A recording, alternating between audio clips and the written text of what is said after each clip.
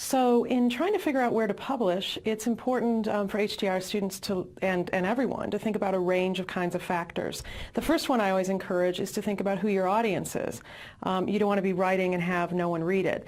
And so particularly in picking a journal, each journal, in a sense, has its own audience. It's a bit subtle to figure that out, but it's incredibly important to look at the way the journal describes itself, but perhaps even more importantly, recent issues, and see, does your piece fit in that kind of outlook. And so in particular, some journals are more interdisciplinary than others, some are more national or international. And the intent you have when you're writing your piece, and you should think about these things as you're writing, is really critical, as well as when you go to place a journal article.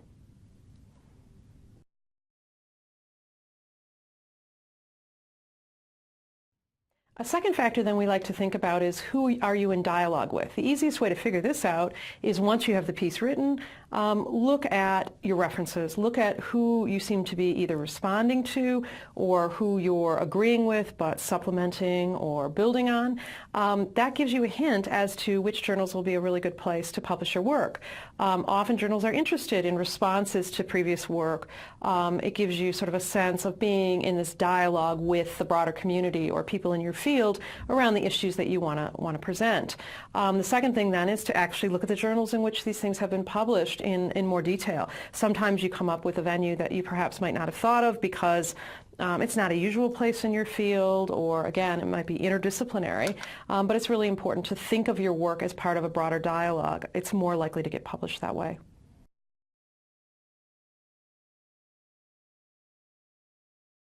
So obviously quality is perhaps the most important part of the equation. We say this to academics, but it's also valid for HDRs. I think there's a feeling that it's so important to get something out that it doesn't really matter where it's published. And that might be true for certain sorts of work. That's what we do, for example, when we work with the media, do an article for The Conversation and so on. You're getting your stuff out there. But publication is something that'll ride with you for the rest of your life. It's what people will look at when you go for a job or a postdoc. It's extremely important to pick a quality venue. Now that's probably the hardest part in some way of the equation. It's always a trade-off. The higher quality a venue is, the more difficult it will be to get published there.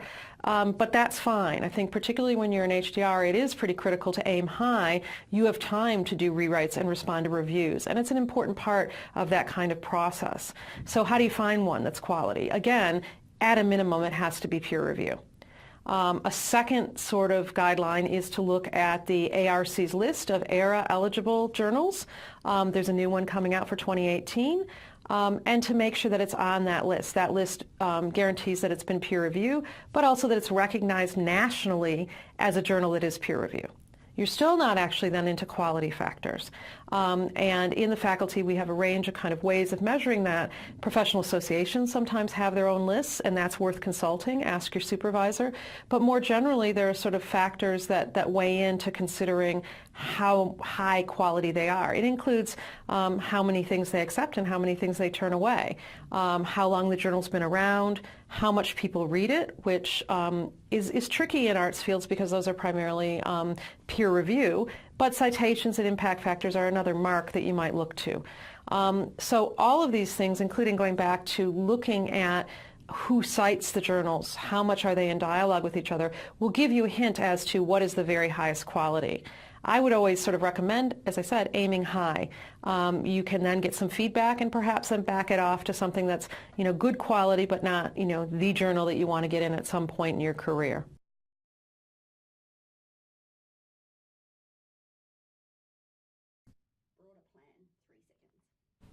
The final factor you need to think about is your broader plan for your publications. How will these journal articles fit with perhaps your book project or with a series of publications that you want to develop?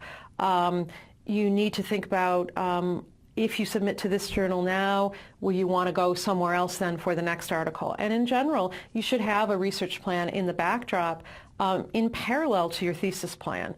And so what are your goals? And they can be optimistic and idealistic. What are your goals for publication side by side with what are your thesis goals?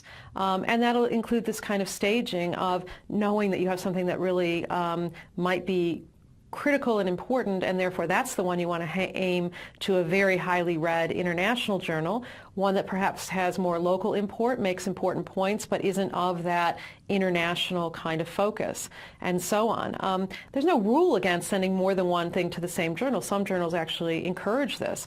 But I think to widen your readership, we often encourage that you hit some different journals, especially early in your career, so that more people are reading your stuff. From that, you'll get invitations to give talks. You'll have people get in contact with you to collaborate, to discuss your ideas. This is a way of getting your ideas out there. It's not just about ticking the box, about getting something published.